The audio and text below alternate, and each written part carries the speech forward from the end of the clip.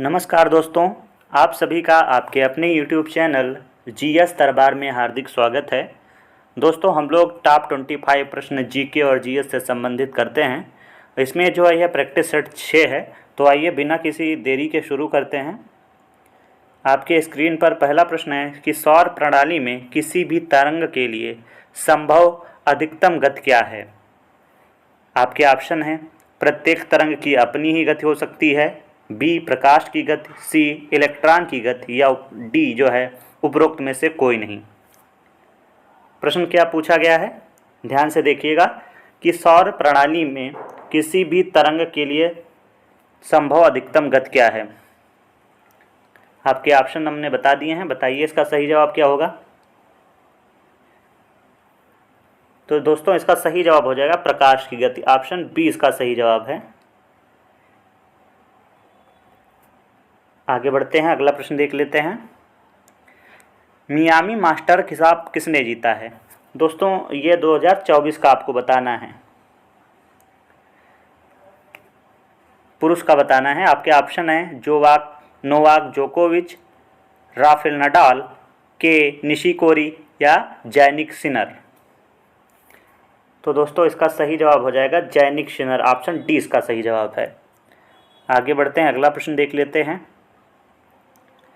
निगम आयकर टैक्स लगाया जाता है निगमों पर, नगर पालिकाओं पर, सहकारी समितियों पर या कंपनियों पर।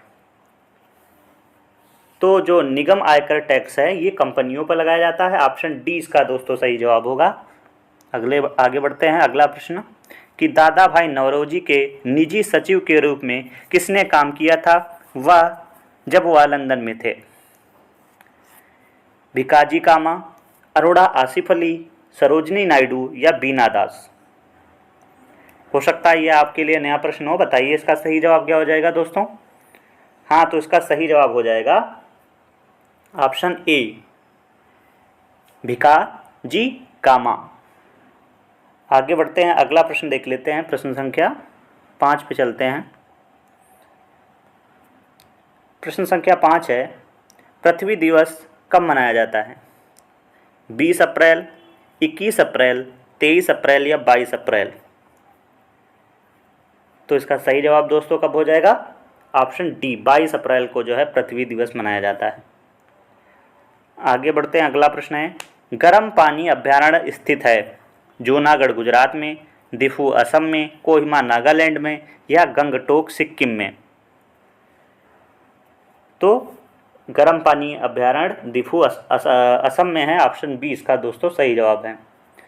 आगे बढ़ते हैं, प्रश्न संख्या 7 देख लेते हैं। हिटलर पार्टी जो 1933 में सत्ता में आई के रूप में जानी जाती है।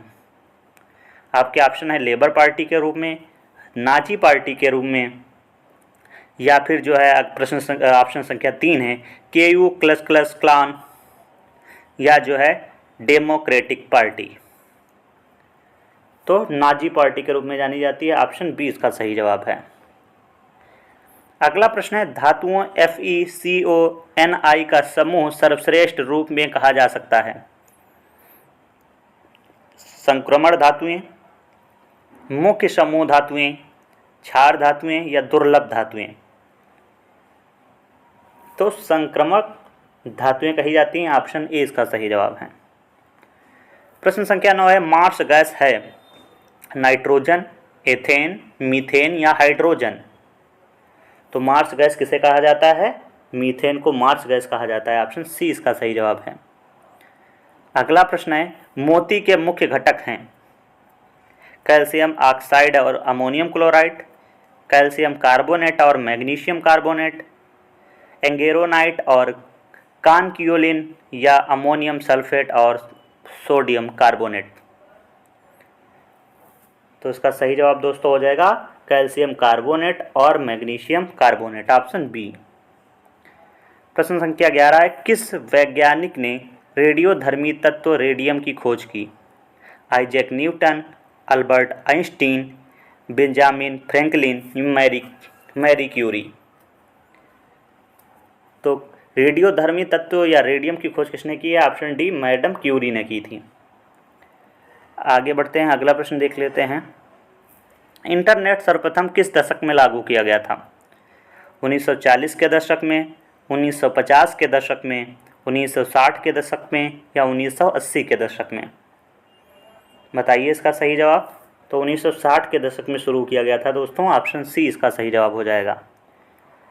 आगे बढ़ते हैं। हमारे राष्ट्रीय ध्वज की चौड़ाई का इसकी लंबाई से अनुपात क्या है बताना है। 3:5, 2:3 या 2:4 या 3:4? तो 2:3 ऑप्शन बी इसका सही जवाब हो जाएगा। आगे बढ़ते हैं, अगला प्रश्न देख लेते हैं। प्रश्न संख्या 14 देखते हैं। प्रश्न संख्या 14 है, निम्नलिखित नृत्यों में कौन सा एक एकल नृत्य है? ओट्टमथुल्लल, कुचिपुड़ी, यक्षगान या ओडिसी? बताइए इसका सही जवाब दोस्तों। इसका सही जवाब हो जाए ओट्टमथुल्लल, ऑप्शन ए इसका सही जवाब है, जो एकल नृत्य है। और जितने यक्षगान, ओडिसी, कुचिपुड़ी है ये सामूहिक है। अगला प्रश्न है, पिछले दशक में या पिछले एक दशक में भारत में निम्न क्षेत्रों में से किस एक ने उच्चतम विदेशी प्रत्यक्ष निवेश को आकर्षित किया है? उर्वरकों के अलावा अन्य रसायन, सेवा क्षेत्र, खाद्य संसाधन या दूरसंचार? तो इसका सही जवाब हो जाएगा दूरसंचार, ऑप्शन डी। अगला प्रश्न है कि सांप के जहर ग्रंथियों के सदस्य हैं? मछलियों के बिजली अंग, रे के डंक या एक मछली के डंक, स्तनधारियों की वसामय ग्रंथि या रीढ़ की लार ग्रंथियों में? क्वेश्चन क्या पूछा गया है? सांप के जहर ग्रंथियों के सदस्य हैं, बताइए। तो इसका सही जवाब हो जाएगा रीढ़ की लार ग्रंथि, ऑप्शन डी। अगला प्रश्न है, पौधों में है जबकि जानवरों में इसकी कमी होती है? स्टार्च, सेलुलोज, प्रोटीन, वसा? तो सेलुलोज जो है पौधों में होता है, जानवरों में नहीं होता है। अगला प्रश्न है कि पीएलसी का अर्थ क्या होता है बताना है। आपके ऑप्शन है programmable lift computer, program list control, programmable logic controller या पीजो लैम्प कनेक्टर? बताइए इसका सही जवाब। तो प्रोग्रामेबल लॉजिक कंट्रोलर इसका सही जवाब हो जाएगा, ऑप्शन सी इसका दोस्तों बिल्कुल सही जवाब है। आगे बढ़ते हैं, अगला प्रश्न देख लेते हैं। राजीव गांधी खेल रत्न पुरस्कार का वह पहला प्राप्तकर्ता है? विश्वनाथन आनंद, लिएंडर पेस, कपिल देव या लिम्बाराम? तो राजीव गांधी खेल रत्न पुरस्कार पूछा गया है, सबसे पहले किसने पाया था? तो हम बताएंगे विश्वनाथ आनंद, ऑप्शन ए इसका सही जवाब हो जाएगा। अगला प्रश्न है, निम्नलिखित में से कौन सी G8 समूह का सदस्य नहीं है? यहाँ पे G7 नहीं पूछा गया, G8 पूछा गया, बताना है। जर्मनी, फ्रांस, इटली, स्पेन, इसमें बताना है कौन सा G8 समूह का सदस्य नहीं है।